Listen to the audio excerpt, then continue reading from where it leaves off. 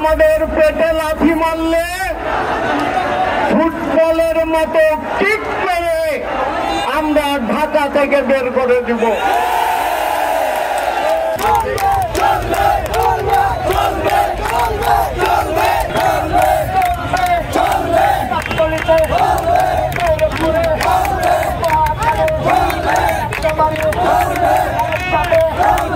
রাজপথে শহীদের রক্ত এখনো শুকিয়ে যায় নাই,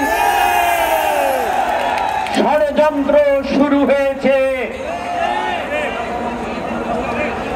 আমরা আজকে তিনজন আপনাদের প্রতিনিধি আব্দুল্লাহ কাফি রতন,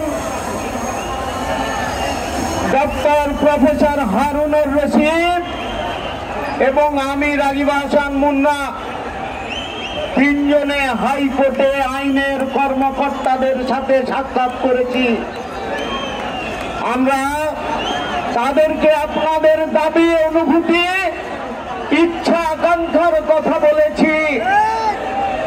আমরা বলেছি বাংলাদেশের আইনের প্রতি আমাদের চরম শ্রদ্ধা রয়েছে।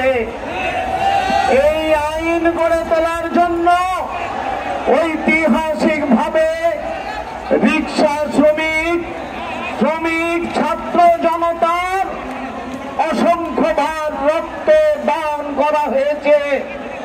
সেই আইন আজকে জুলাই অভ্যুত্থানের মধ্য দিয়ে যে বৈষম্যহীন সমাজের কথা বলা হয়েছে, সেই লক্ষ্যে পরিচালিত হবে, আমরা সেই আশাবাদ করি।